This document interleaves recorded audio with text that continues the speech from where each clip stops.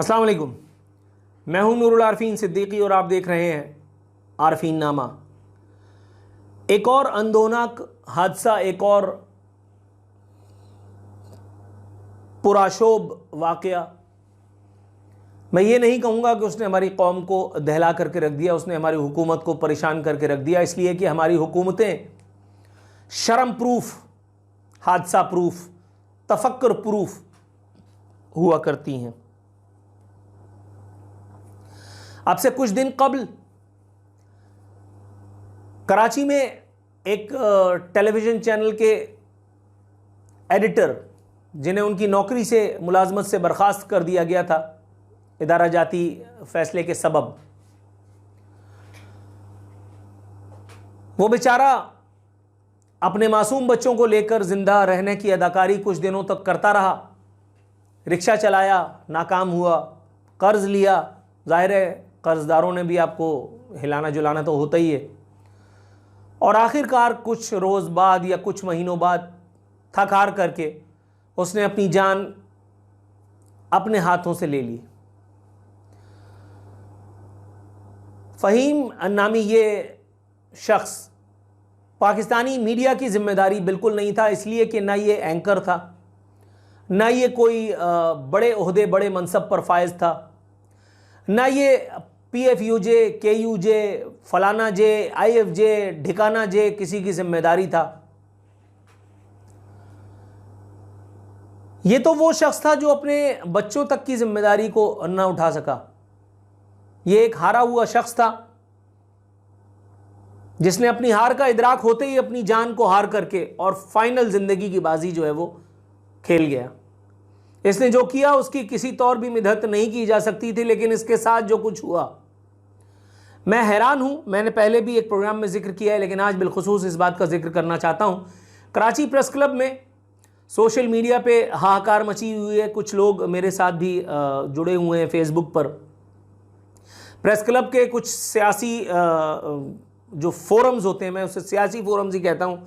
Karachi press club के कुछ मखसूस तंजीमों के कुछ ओहदेदारान, कुछ समाज सेवक, कुछ और लंतरानियाँ करने वाले, मैं देख रहा था बड़े बड़े जय्यद सहाफ़ियों से, जय्यद रिपोर्टर्स से लेकर के और बड़े बड़े दानिश्वरों तक सब कराची प्रेस क्लब की फला फला तंजीम को मुबारकबाद दे रहे थे। उन तंजीमों के मुंह से एक लफ्ज़ नहीं निकला इस एक आदमी की मौत पर। उन तंजीमों के मुंह से, उन तंजीमों के ओहदेदारों के मुंह से जो कराची प्रेस क्लब में फैमिली फेस्टिवल, फन गाला का इनेकाद करके खुशी से फूले नहीं समा रहे थे, जो अब से कुछ दिनों पहले तक विफाकी वजीर IT अमीनुल हक को मुबारकबाद देते नहीं थकते थे कि उन्होंने कराची प्रेस क्लब में एक पहला डिजिटल स्टूडियो बना करके सहाफ़ियों की आल औलादों पर कितना बड़ा एहसान कर दिया, जो किसी वजीर को देख करके ऐसे बिछ जाते हैं कि जैसे चलती फिरती कोई जो है लॉटरी उनके सामने खड़ी हो। यही वजह है कि मुझे सहाफ़ी लफ्ज़ से चिढ़ है, मुझे सहाफ़ी लफ्ज़ से चिढ़ है। कोई मुझे जब सहाफ़ी कहता है तो न जाने क्यों मेरा खून खौलने लगता है। इसलिए नहीं कि मुझे सहाफ़ियों से कोई उलझन है, मुझे इस किस्म के सहाफ़त से उलझन है, मुझे इस पेशे से अब उलझन होने लगी है। यह पेशा जो कभी मिशन हुआ करता था, यहां आज भी मौजूद हैं, अल्लाह ताला उन्हें सेहत और ज़िंदगी अता फरमाए। नादिर शाह आदिल साहब, एहफाजुर रहमान साहब, मरहूम अल्लाह गरीक़ रहमत करे उनको, इस किस्म के लोग भी यहाँ इस पेशे में रहे। लेकिन वो कितने हैं? नादिर शाह आदिल साहब आज भी बेचारे लियारी में जिंदा रहने की अदाकारी कर रहे हैं। एहफाज साहब अल्हम्दुलिल्लाह सुम्मा अल्हम्दुलिल्लाह, अल्लाह ने उनके मामलात में आसानियाँ फरमा दी थी। वो ज़रा थोड़े से फाइनेंशियली इस्टेब्लिश थे, इसलिए ज़रा उनकी मामलात बेहतर हो गए। वरना कराची प्रेस क्लब में बैठ करके एक चाय के लिए दूसरे लोगों को ताड़ने वाले सहाफ़ी भी कितने हैं, कौन नहीं जानता। कुछ तो आदि मुजरिम है इसे जुर्म के, और कुछ बसिलसिले मजबूरी ये सब कुछ करने पर मजबूर हैं। मैं उन जुगादरियों पर हैरान हूं जो बाकायदा, एक मौसूफ तो शायर भी हैं, एक मौसूफ तो शायर भी हैं, कभी किसी जगह उन्होंने नौकरी छोड़ी नहीं, हमेशा लात मार के निकाले गए। बहुत बड़े इंटेलेक्चुअल बनते हैं, लेकिन अंदरूनी उनका हालत यह है कि वो तासुब से लबरेज हैं। एथनिसिटी उनके अंदर इतनी शदीद तौर पर पाई जाती है कि आप उसका तसव्वुर नहीं कर सकते और मैं उसका बयान नहीं कर सकता। आपने जैसे ही कोई ख़ास नाम लिया, फ़ौरन उसमें से रंग, नस्ल, मजहब, ज़ात, फ़िरका, मसलक निकाल करके और आप पर तबर्रा फरमा दिया जाएगा। लेकिन जो बात मैं यहाँ कहने की कोशिश कर रहा हूँ उसकी जानिब कोई तवज्जो नहीं देगा। मैं जिस वक्त स्ट्रगलर था, मैं प्रोड्यूसर था, मैं एक स्ट्रगलिंग एंकर था, 2-2, 3-3 महीने की तनख्वाहें हमारी नहीं थी, हमारे साथियों के घरों में मैयतें तक हुई। और यही कराची प्रेस क्लब के, IFJ के, KUJ के, PFUJ के, फलाना जे के, नेशनल प्रेस क्लब के, पता नहीं कौन कौन से फिरौन, इनकी तरफ से लेटर्स आते थे। मैनेजमेंट उसको रद्दी की टोकरी में डाल देती थी। मैं खुद इसका ऐनी शाहिद हूं, मैं खुद इन बातों का ऐनी शाहिद हूं। एक नई नई तंजीमें बना करके ये MQM के रखवाए गए लोग, MQM अल्ताफ ग्रुप के, बाकायदा नाम ले रहा हूं, रखवाए गए लोग, जिनको बाद में ओहदा और मनसब के अलावा बहुत कुछ और भी मिला, जिनके नाम पे इतनी बड़ी बड़ी चीज़ें हैं कि अगर आप उसका सिर्फ सुराग लगाने के लिए चले जाएं तो मेरा ख्याल है नैब को कोई और काम करने की ज़रूरत नहीं है, FBR को मेरा ख्याल है फिर उसके अलावा कोई और काम करने की ज़रूरत नहीं है। नई नई बॉडीज जर्नलिस्ट्स की बना करके और पैदागिरी के नए नए जरिए ढूंढे जाते रहे, नए नए जरिए। वो तंजीमों के ओहदेदारान आते थे, मालकान से मिलते थे, चाय बिस्किट खाते थे और उसके बाद मुस्कुरा जाते थे। हमारी तनख्वाहें निदारत। आज भी हाल, सूरत हाल बिल्कुल वही है। खुदा की कसम उस वक्त हालत ये थी कि वो एक एंकर, वो एक प्रोग्राम एंकर जिसका उस वक्त में बड़ा शोहरत थी, बड़ा डंका था, उसने बाकायदा ऐसा हुआ कि उसने बिरयानी की देगे मंगवा के, 3-4 देगे मंगवा करके कम से कम 2-3 रोज तक बाकायदा लोगों में तकसीम की, क्योंकि मसाइल थे। और जब तीसरे दिन देग आई तो मैनेजमेंट ने उस बात का फौरन नोटिस ले लिया, जैसे नहीं इमरान खान नोटिस ले लेता है, नोटिस ले लिया।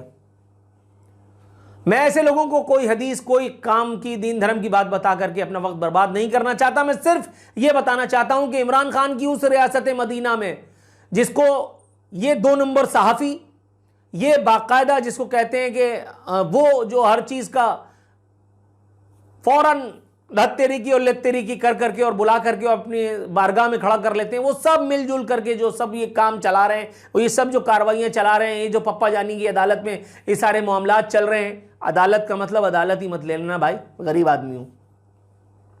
ये सब इस जुर्म में, इस गुनाह में बराबर के शरीक हैं। हज़रत उमर फारूक रज़ी अल्लाह ताला अन्हु की मिसालें दे दे करके इक़्तिदार में आने वाला ये शख्स, इसके दौर में नौबत अब यहाँ तक पहुँच गई है कि कल यहाँ पे मामला ये तक हुआ है कि कराची के एक बड़े शॉपिंग मॉल में अंचोली का एक रिहायशी जो 3-4 बच्चों का बाप था,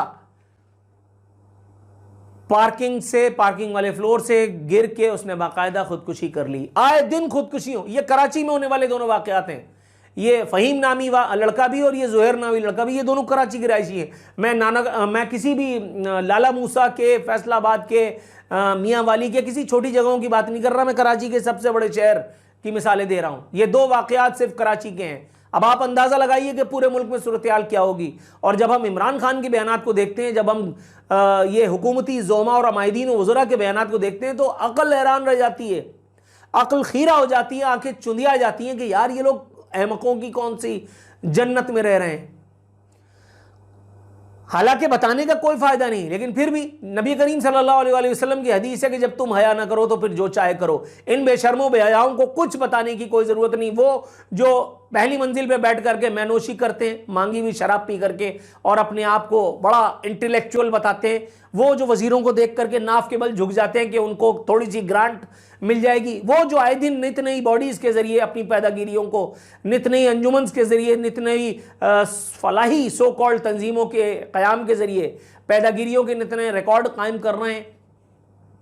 और ये हुकूमत जो गरीबों की शहरत पे खड़े होकर के उनका खून चूस रही है, जमहूरियत का नंगा नाच कर रही है, इनको ये सब चीज़ें नज़र नहीं आ रही। इनको कराची में, इनको मुल्क में होने वाली ये आकार नज़र नहीं आ रही। ये फैमिली फेस्टिवल फन गाला पे बगले बजा रहे हैं, इनको हया नहीं आ रही।